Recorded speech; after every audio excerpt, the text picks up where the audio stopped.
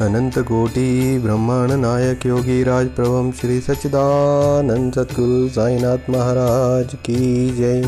प्रिय भक्तों, श्री साई सच्चरित्र के अध्याय 21 को आज हम पढ़ेंगे, जिसमें श्री वही एच ठाकुर, श्री अनंतराव पाटणकर, श्री पंढरपुर के वकील की कथाओं के बारे में हमने यहाँ जानना है।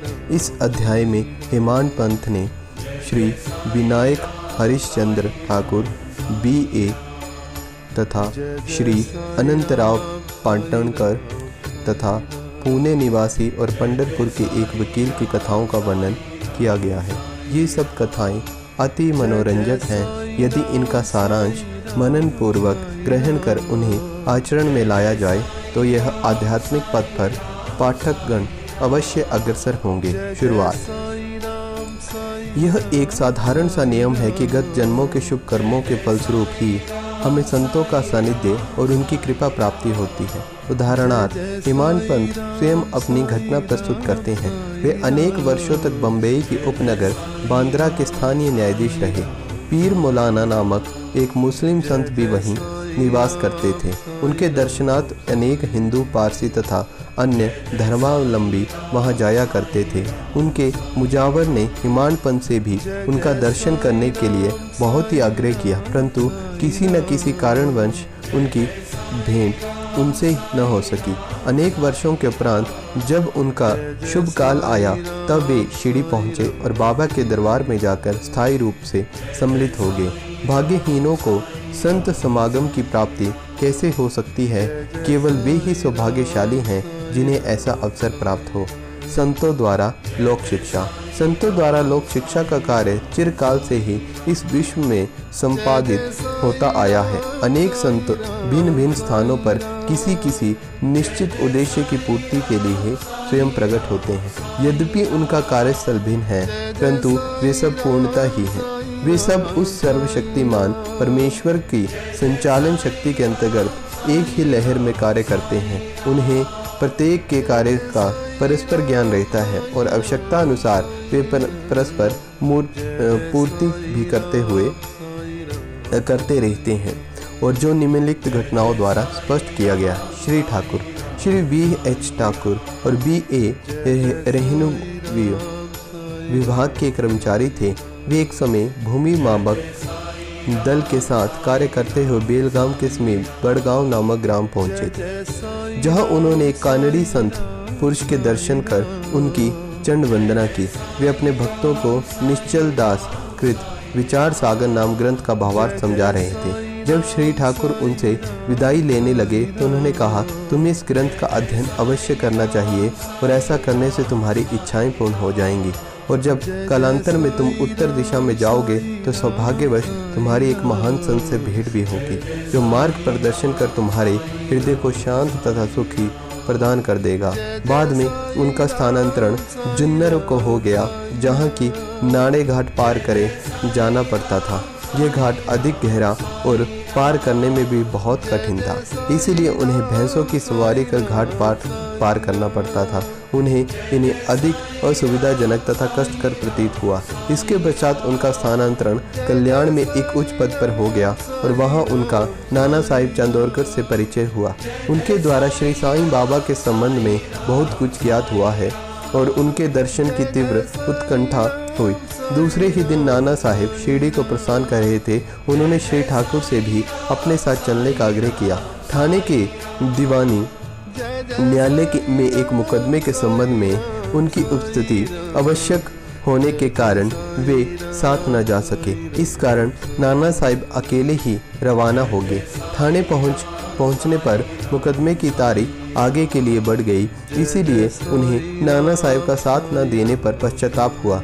फिर वे शिरडी पहुंचे, तब वहां उन्हें ज्ञात हुआ कि नाना साहिब पिछले ही दिन यहां से चले गए हैं। वे अपने कुछ मित्रों के साथ जो उन्हीं वहीं मिल गए थे, श्री साईं बाबा के दर्शन को गए। उन्होंने बाबा के दर्शन किए और उनके चरण कमलों की आराधना कर अत्यंत हर्षित हुए। उन्हें रोमांच हो आया और उनकी आंखों में अश्रुधाराएं प्रवाहित होने लगी।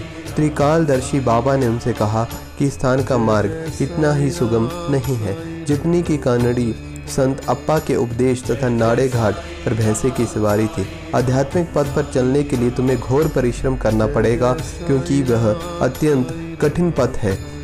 जब श्री ठाकुर ने सार ग्रभित शब्द सुने, इनका अर्थ उनके अतिरिक्त और कोई न जानता था, तो उनके हर्ष का पारावार न रहा। उन्हें कानड़ी संत के वचनों की स्मृति हो आई। तब उन्होंने दोनों हाथ जोड़कर बाबा के चरणों पर अपना मस्तक रख दिया और उनसे प्रार्थना की कि प्रभु मुझ पर कृपा करो और इस अनाथ को अपने चरण कमलों की शीतल छाया में स्थान दो। तब बाबा बोले, जो कुछ अप्पा ने कहा है वे सत्य था, उसका अभ्यास कर उसके अनुसार ही तुम्हें आचरण करना चाहिए। व्यर्थ बैठने में कुछ लाभ न होगा। जो कुछ तुम पठन करते हो उसको आचरण में भी लाओ, अन्यथा उसका कोई उपयोग ही क्या है। गुरु कृपा के बिना ग्रंथावलोकन तथा आत्मानुभूति निर्थक ही है। श्री ठाकुर ने भी अभी तक केवल विचार सागर ग्रंथ में सैद्धांतिक प्रकरण ही पढ़ा था, परंतु उसकी प्रत्यक्ष व्यवहार प्रणाली तो उन्हें शीढ़ी में ही ज्ञात हुई। एक दूसरी कथा भी सत्य का तथा अधिक सशक्त प्रमाण है। श्री अनंतराव पाटणकर, पुणे के एक महाशय श्री अनंतराव पाटणकर श्री साईं बाबा के दर्शन के लिए इच्छुक थे। उन्होंने शिरडी में आकर बाबा के दर्शन किए। दर्शन से उनके नेत्र शीतल हो गए और वे अति प्रसन्न हुए। उन्होंने बाबा के श्री चरण छुए और यथा योग्य पूजन करने के उपरांत बोले, मैंने बहुत कुछ पठन किया, वेद पढ़े, वेदांत पढ़े, उपनिषदों का भी अध्ययन किया और अन्य पुराणों का भी श्रवण किया, फिर भी मुझे शांति न मिल सकी, इसलिए मेरा पठन व्यर्थ ही सिद्ध हुआ। एक निरा अज्ञानी भक्त मुझसे कहीं श्रेष्ठ है। जब तक मन को शांति नहीं मिलती तब तक ग्रंथावलोकन व्यर्थ ही है।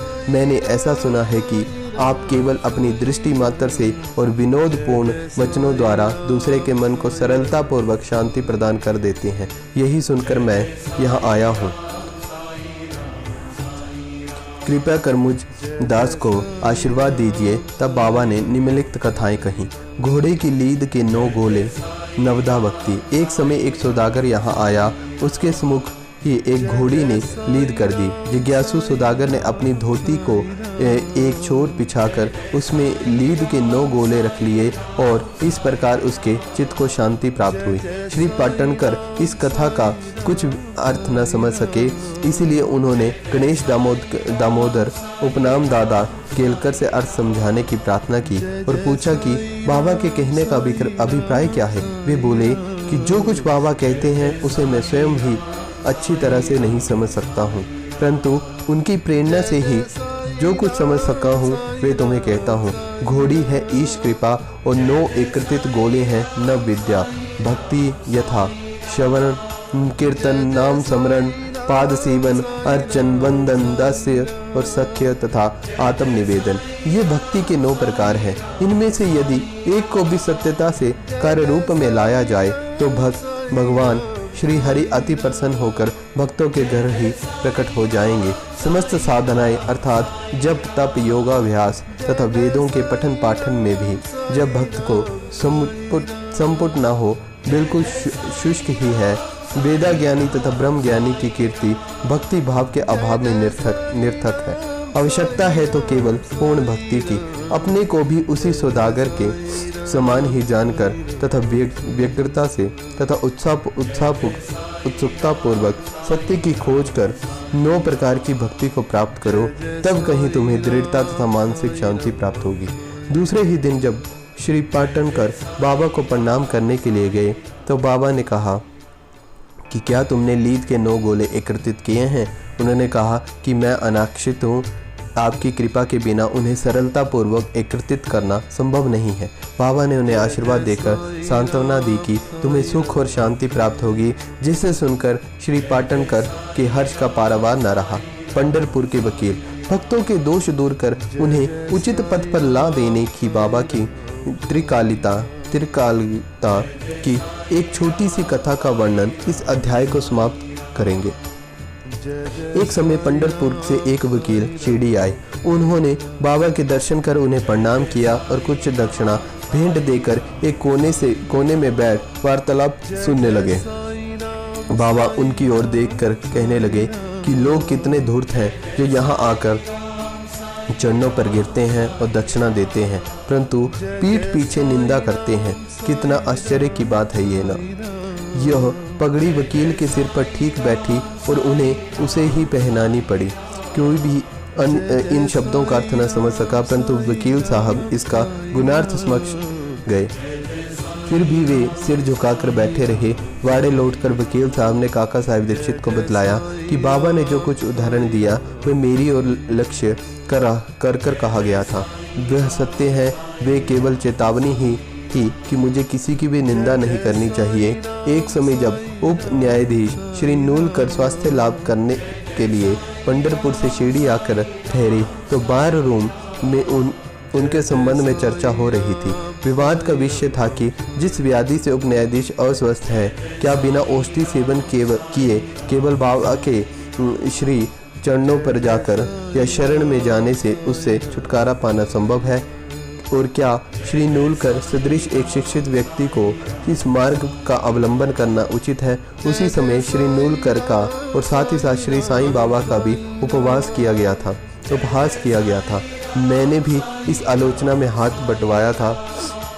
श्री साईं बाबा ने मेरी उसी दूषित आचरण का प्रकाश डाला है, और यह मेरे लिए उपहास नहीं बनना एक उपकार है, जो केवल उपदेश है कि मुझे किसी की भी निंदा नहीं करनी चाहिए, न ही दूसरों के कार्यों में विघ्न डालना चाहिए। शिरडी तथा पंढरपुर में लगभग 300 मील का अंतर था, फिर भी बाबा ने अपनी सर्वज्ञता का द्वारा जान लिया कि बार रूम में क्या चल रहा था। मार्ग में आने वाली नदियाँ, जंगल, पहाड़ उनकी सर्वज्ञता के लिए रोड़ा न थे। वे सबके हृदय की गोह बात जान लेते थे और उनसे कुछ छिपा न था।